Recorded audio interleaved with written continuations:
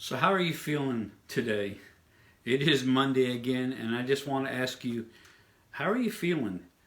We ask that question a lot, and we've been asked that question a lot. But the problem with how you're feeling is the answer may be right, but it may not be the truth. Because here's the truth: your feelings are always real, but they're not always right. And our feelings are based on what we're thinking on. I will tell you a story. My wife has heard me tell it a bunch of times. But when we first got married, she didn't talk to me for 3 days. She wasn't mean. She didn't, kick me out or anything. She just was not talking and very quiet.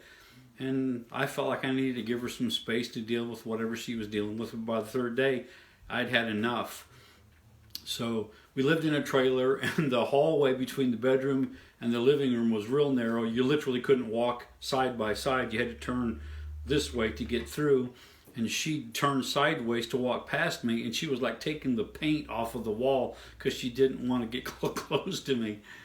And so I had enough by the third day, and I just put my hand on one side of her, and on the other side I said, "Look, you need to tell me what's going on." And she said, "I had a dream that you were unfaithful." And while I wanted to get mad, because it's like, you haven't talked to me for 3 days because you had a dream, because you ate pizza or something. And the truth of the matter is, in that dream, I had been unfaithful. Now, she had been connected to people who'd been unfaithful to her in the past.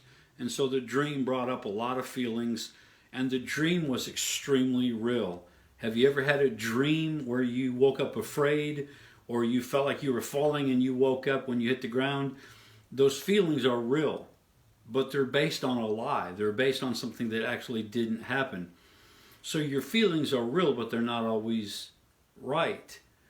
And so when I ask someone how they're feeling, I'm waiting for a response, and the response may actually be how they're feeling, but it's really not the truth. For example, someone will tell me they just feel alone. Well, the truth is, none of us are actually alone, but you can feel alone in the midst of a crowd. And so your feelings are real, but they're not always right. The prophet ran and felt like he was the only one, and God had to tell him, no, there's a bunch more. His feelings were real, but they weren't right.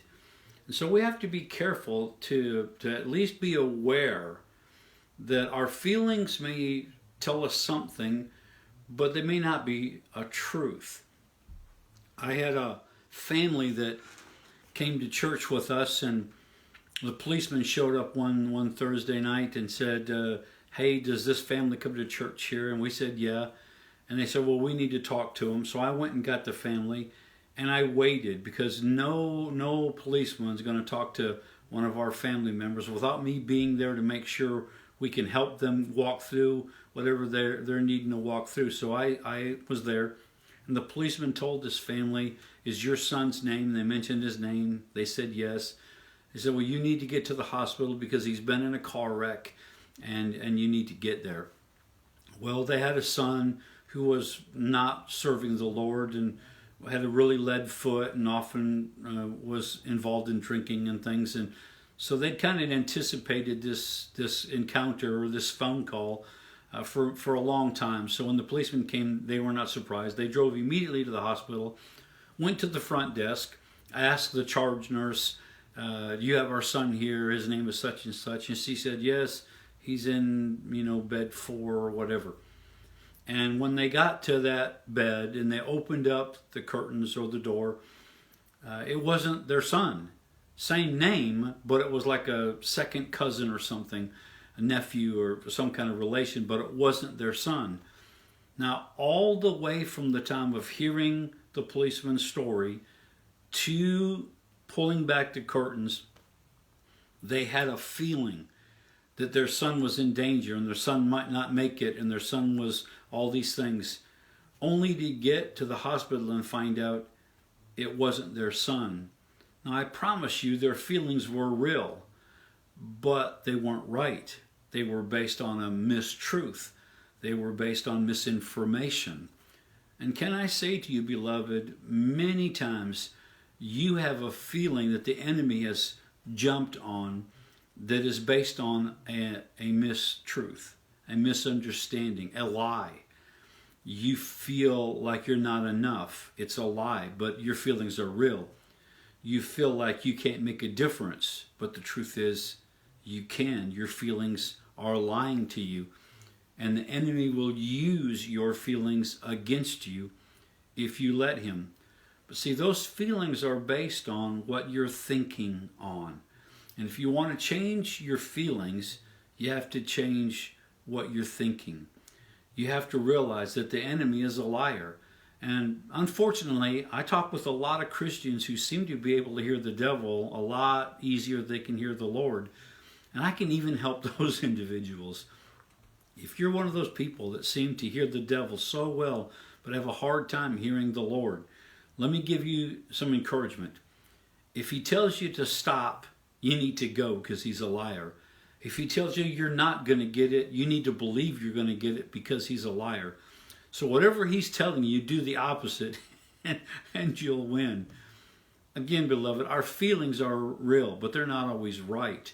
And so you may feel a particular way. You may feel insignificant. But can I say to you, there's no insignificant people on the planet. Everyone has a purpose and a place and a destiny to fulfill. And while there are no insignificant people, there are people who feel insignificant. The enemy has lied to them. And their feelings are real, but they're not right. You may feel alone. You may feel like it's never going to change. You may feel like and feel like and feel like. I could go on and on. What I want you to hear today is that your feelings are real, but make sure they're based on a truth. And even if your feelings are bad and they're based on a truth, change your feelings by looking at the answer and not the problem. And you can change any feeling today by just being willing to change what you're thinking on, what you're looking at, what you're beholding. So beloved, I love you so much. I thank you for watching. If you think this video would help somebody you're connected to, would you share this right now? Would you just click share? It won't cost you anything but the push of a button. And together, you and I will continue to change thousands of lives. Love you so much. Look forward to seeing you next Monday.